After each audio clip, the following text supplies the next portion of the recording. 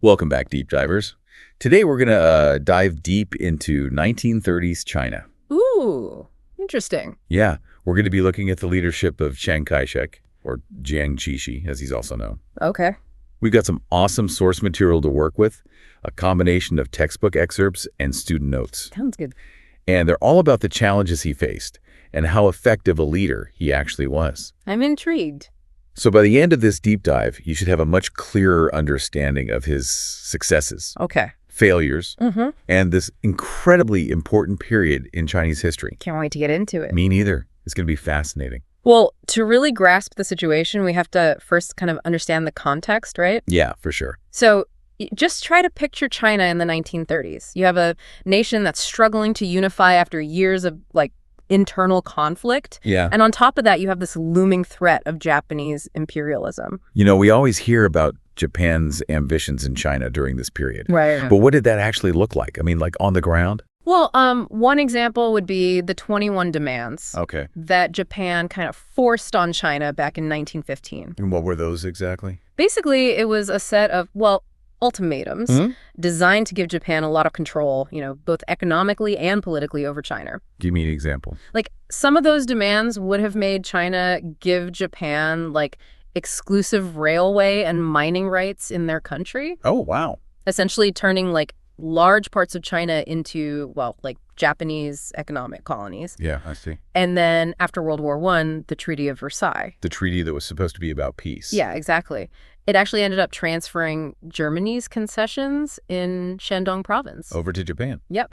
And so you can imagine how this betrayal, right, Oh, yeah. by the Western powers fueled a lot of resentment and anti-Japanese sentiment within China. So it seems like the stage was set for conflict, It was. and then things really escalated with the Mukden incident Oh, absolutely. in 1931. Yep. 1931, the Japanese military, they staged an explosion An explosion. near a railway line in Manchuria. Yeah. And they used it as a reason to invade and occupy the whole region. So it was just a setup, a pretext. Pretty much. And Manchuria was what? Resource-rich and strategically important. Exactly. So this was a huge blow to China's, sovereignty. Yeah, yeah. And to make sure they had control, they set up a puppet state called Manchukuo. A puppet state. Yeah, and they installed Puyi, Okay. the last emperor of the Qing dynasty, as the figurehead. Oh, wow. So they're really playing with history here. You were. That's a blatant power move. It was. So with all this happening with China in such a volatile state, how did Chiang Kai-shek even come to power? Well, Chiang was, he was a complicated guy, Okay. born into a merchant family, but drawn to the, revolutionary cause. Interesting. He even went and got military training in Japan. Wow. Learning from the very nation that would become his biggest enemy. It's true. And his core beliefs were a blend of nationalism, Confucian values, and this desire for modernization inspired by the West. So a real mix of influences. Yeah, very much so. What was his vision for China? He wanted a unified, powerful China. Quite. One that was free from foreign influence and all these internal divisions they were facing. And he led the Kuomintang, sometimes called the GMD or the Nationalist Party. Okay. And they were guided by the three principles of the people: 3 principles. What are those? nationalism, democracy, and livelihood. Oh, interesting. These principles were meant to lay the foundation for a modern and prosperous China. Those principles sound pretty straightforward, Right?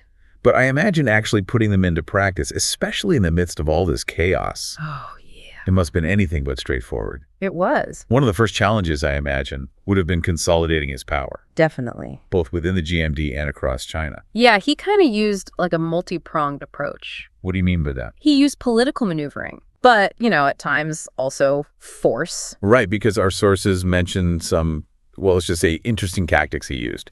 Oh, yeah. He created the Military Bureau of Statistics, which was essentially a secret police force. Right. And then there were the Blue Shirts, this paramilitary group that was actually inspired by European fascism. Yep. And that doesn't sound very democratic. And that's where things get really interesting. How so? Because while Chiang did want democracy for China, he thought that would be an eventual goal. He really believes that, to overcome all these challenges and achieve unity, Okay. China needed a strong, centralized leadership. Okay. So basically, democracy would have to wait.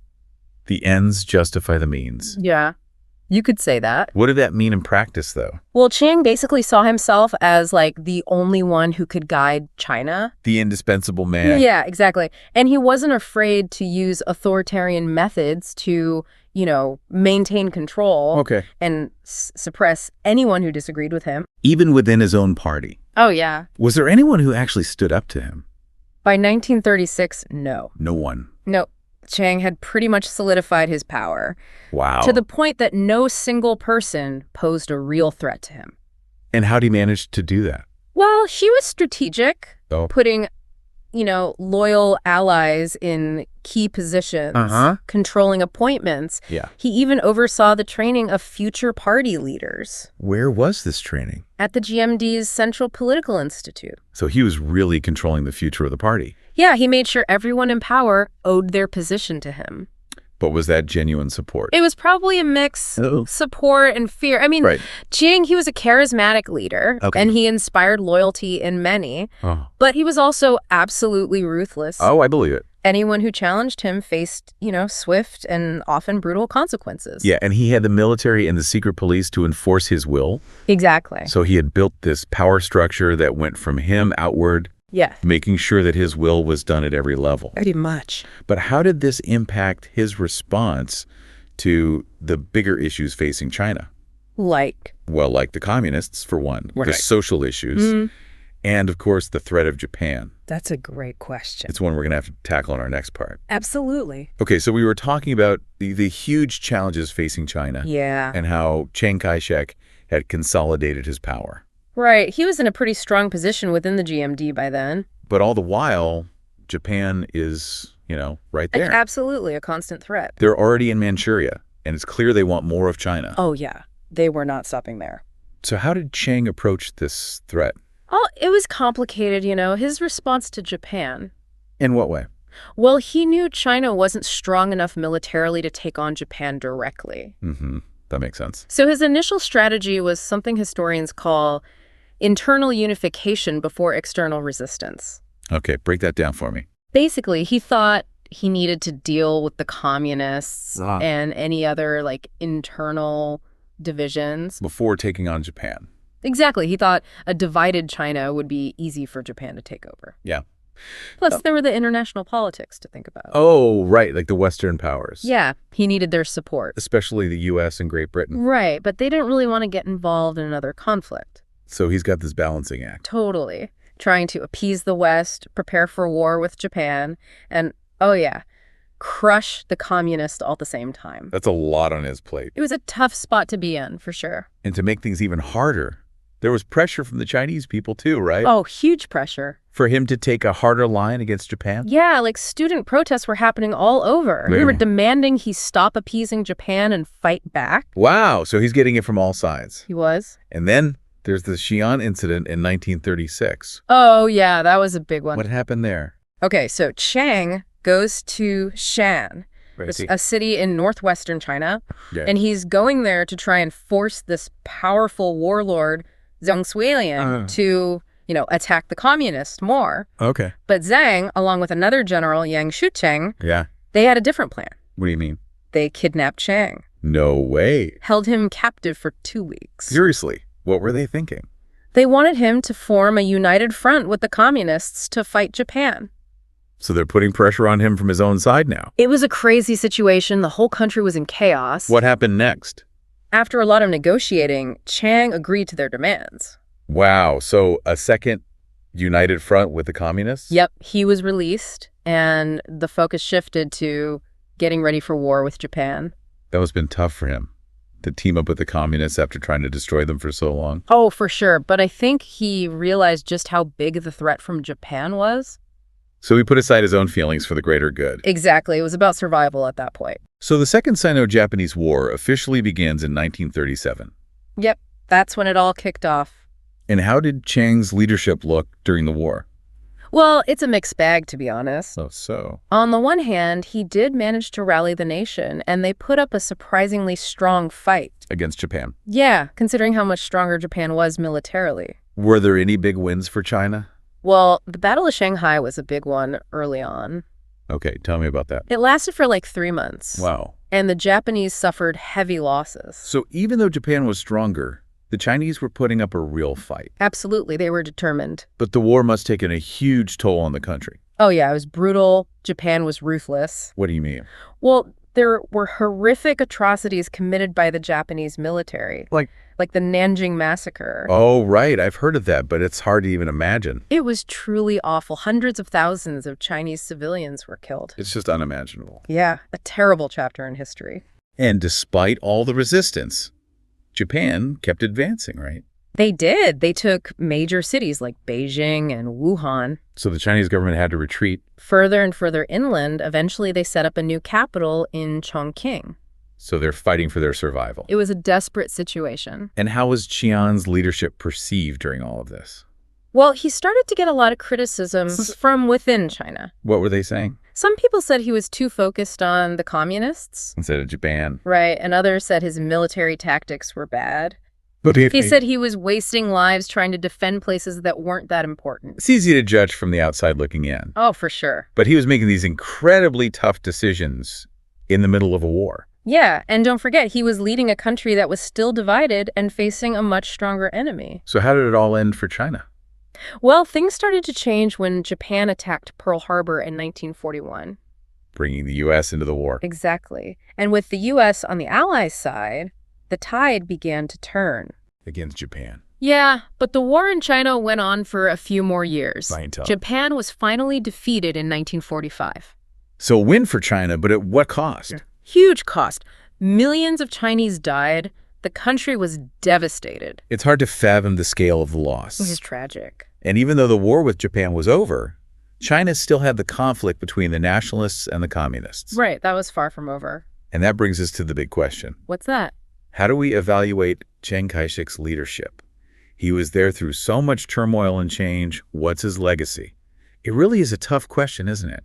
How do we even begin to judge Chiang Kai-shek's leadership? Yeah, it's tricky. He was leading China through this incredibly turbulent time, facing internal conflicts, Japanese aggression, Yeah. and this huge task of trying to modernize the country. It was a lot for one person to handle, that's for sure. It really was. I mean, on the one hand, you have to acknowledge that Chiang played a big role in unifying China. Under the Kuomintang. Exactly, at least in name. Right. He also modernized the military, which was key in resisting Japan. Even though they were ultimately defeated. Yeah, but they did put up a fight. With help from the Allies, of course. Of course. And he also really pushed for this idea of national unity. Definitely, trying to create a shared identity for the Chinese people. And he wanted to revitalize the nation. He did. He drew on Confucian values, pushed for social reforms. It's interesting, how he tried to combine those traditional values with modern ideas. Yeah. I mean, he was educated in Japan, which had modernized so rapidly. Right. And it seemed like he was trying to learn from them, but also forge a path that was uniquely Chinese. I think that's a good way to put it. Do you think his personal experiences played a role in his leadership style? Oh, absolutely. How so? Well, he saw the decline of the Qing dynasty firsthand. Right. And then the humiliation of China by these foreign powers. It gave him a really strong sense of nationalism. So he thought unity and strength were crucial for China to regain its standing in the world. Right. And his time in Japan probably showed him both the good and the bad that can come with modernization. Yeah, he was trying to take those lessons and apply them to China. So he was learning from Japan, but also trying to, outmaneuver Our them. world stage, yeah. But at the end of the day, his reliance on authoritarian methods, Right. the suppression of dissent, the corruption, All of that definitely tarnishes his achievements. they do, because while those tactics might have worked in the short term, they ultimately hurt his goals in the long run. How so? While suppressing dissent, that stifles creativity, innovation. Right. Which are essential for real progress. And then the corruption that erodes trust in the government. It breeds resentment. And then his focus on destroying the communists, even during the war with Japan. That's a big one. That just divided the nation when they needed to be united. It's almost like his need for control, his belief that he was the only one who could save China. Became his downfall. Yeah, it's one of the big contradictions of his legacy. Because he genuinely believed in those three principles, including democracy. He did. But he ruled as a dictator. And he promoted national unity Yeah. while crushing anyone who opposed him. Right. And he wanted to modernize China But he also held on to these traditional values. It's a real mixed bag. It is. He's a complicated figure. And then there's the whole question of how his legacy is viewed. What do you mean? Well, the Chinese Communist Party, they paint him as this brutal dictator. Right, a symbol of oppression, failed leadership. But some historians argue that that's too simplistic. Yeah, they say it doesn't take into account all the challenges he faced. It's like anything in history, it's never black and white. Nope, it's always nuanced, complicated. So what are the key takeaways here for our listeners? Well, I think the most important thing is to remember that Chiang Kai-shek was a man of contradictions. He was. He had great ambition, determination. Yeah. But he also had serious flaws. And he was a product of his time. Shaped by the chaos around him. He achieved some big things. He did. But his failures had these long-lasting effects. That still shape China today. It's a good reminder that leadership is hard, especially in times of crisis. It really is. And there are rarely any easy answers. Nope. And even good intentions can have, unexpected consequences. That's true. And it's interesting to think about those what-if questions. What if he had been more inclusive, more democratic? Yeah, would things have turned out differently for China? What if he'd focused more on fighting Japan and less on the communists? Would China have been in a better position after the war? These are questions we can't really answer. But they're important to think about. They are, because history is more than just dates and facts. It's about understanding the present. And shaping the future. So keep exploring, keep questioning. Keep diving deeper.